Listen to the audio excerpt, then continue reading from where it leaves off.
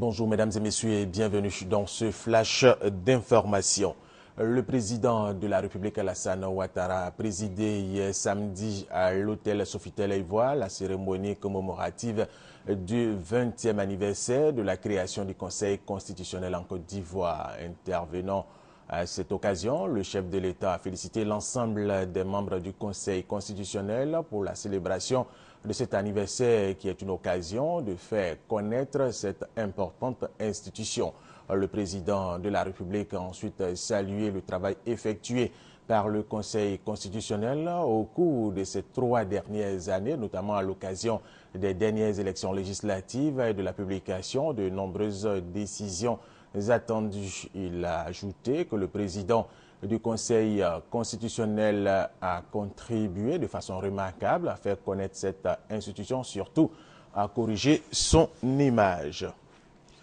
Autre sujet, célébré le 5 juillet de chaque année depuis 1983, la journée nationale de l'arbre aura lieu cette année le 11 août, soit demain. Le ministère des Eaux et Forêts a choisi la ville de Mans, capitale du Tonkoui, pour cette célébration. Le thème, plantons des arbres pour le réchauffement climatique, pour lutter contre le réchauffement climatique. Eve Boué, Franck Wadio.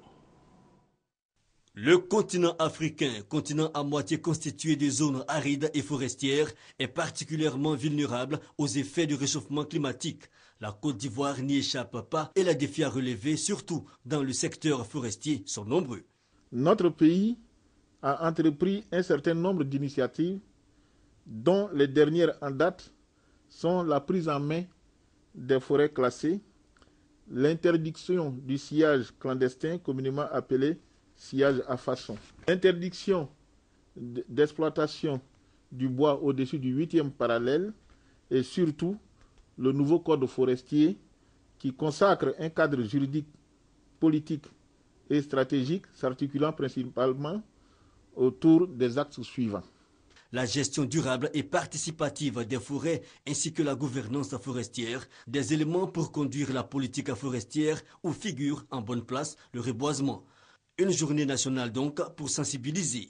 Cette journée m'offre donc l'opportunité d'inviter l'ensemble de la communauté nationale à prendre des initiatives concrètes pour reconstituer le couvert forestier par la mise en défense, la plantation d'arbres et une utilisation rationnelle des ressources forestières.